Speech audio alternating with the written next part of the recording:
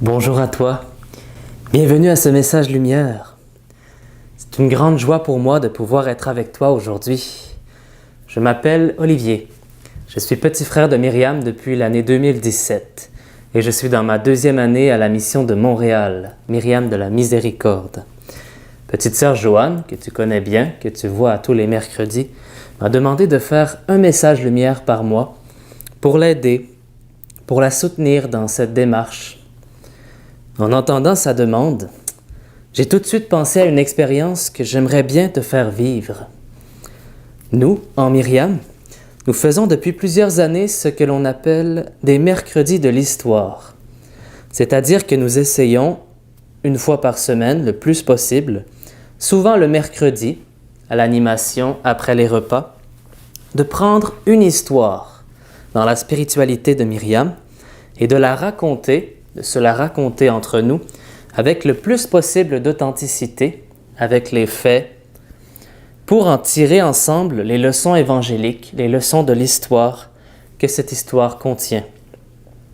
Cela nous vient d'une interpellation de sœur Jeanne qui nous disait « Quand j'étais petite, mon père nous racontait des histoires pour nous rendre sages, pour nous faire rire ou pour nous faire comprendre des choses. » Dans l'histoire, on trouve les courants essentiels à la spiritualité d'une fondation et on trouve toutes les racines pour savoir comment s'orienter, pour découvrir les valeurs essentielles de notre appel. Il faut connaître l'histoire pour découvrir que le fondateur a été saisi par un mystère quelconque qui s'est imprimé en lui. Donc ça nous dit que l'histoire de la fondation de Myriam s'enracine dans la vie même de sœur Jeanne, elle qui a vécu tout ce qu'elle nous a enseigné, elle qui était la fondatrice de Myriam. L'histoire s'enracine aussi dans la tradition qui a été créée par le style de vie de ceux qui vivaient avec elle au début. Nous sommes une famille, un style de famille, dès le début de la fondation. Alors il faut y revenir souvent. Sœur Jeanne dit que l'histoire est la pédagogie que le Seigneur utilise pour réaliser son œuvre. Et c'est toujours cette pédagogie qu'il utilisera pour la réaliser. Il faut que vous sachiez raconter l'histoire. C'est ce que nous voyons en effet dans toute la Bible, n'est-ce pas? Où nous faisons mémoire de l'histoire du peuple de Dieu, de l'histoire de sa relation avec son Dieu, de son cheminement comme peuple, de son avancement. C'est la même chose pour nous comme famille. Alors c'est pour cela que j'aimerais te parler aujourd'hui d'un événement dont nous soulignons cette semaine les 79 ans.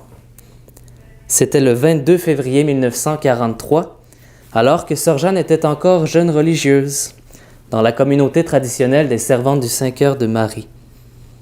Cet événement fait partie de ce que l'on appelle les 5 saisies de l'intuition de Myriam.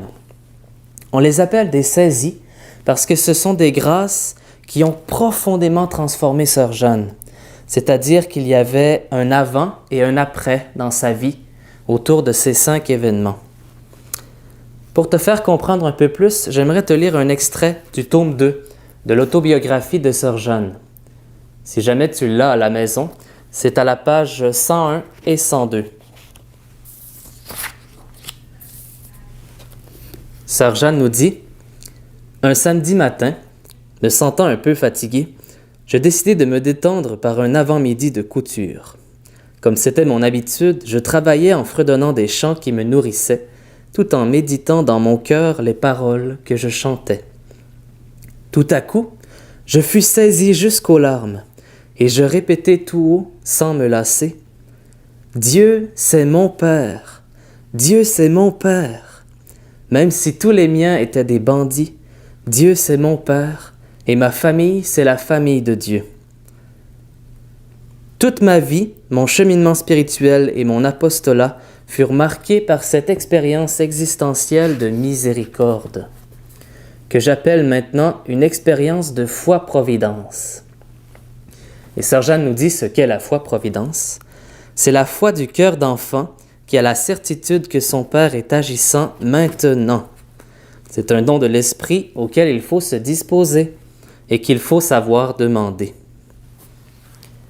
Parlant de foi-providence, j'aimerais aussi te lire un extrait de la première lecture d'aujourd'hui qui est tiré de la lettre de Saint Jacques. Tu vas voir, ça va bien dans ce sens. Bien-aimés, vous autres maintenant vous dites, aujourd'hui ou demain, nous irons dans telle ou telle ville, nous y passerons l'année, nous ferons du commerce et nous gagnerons de l'argent. Alors que vous ne savez même pas ce que sera votre vie demain.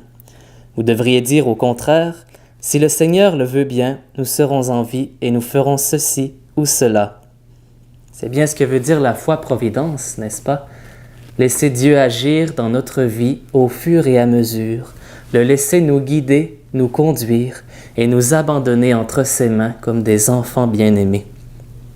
C'est bien ce que cet événement a fait dans la vie de Sœur Jeanne. Elle l'appelle sa saisie de Dieu Père. Elle dit que tout son être en a été instantanément et gratuitement renouvelé dans sa relation filiale et même dans sa relation familiale. Parce que si Dieu était son Père, alors tous les enfants de Dieu sont devenus ses frères et ses sœurs. C'est ce que je te souhaite d'expérimenter. Expérimenter toi aussi cette grande grâce dans ta vie, que tu puisses te disposer à recevoir la foi-providence avec la même intensité que Sœur Jeanne l'a reçue. Demandons-le ensemble.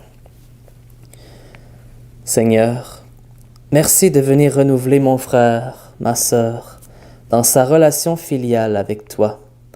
Que tu sois vraiment Père et que nous puissions être vraiment tes enfants, des frères et sœurs. Amen. Merci d'avoir écouté.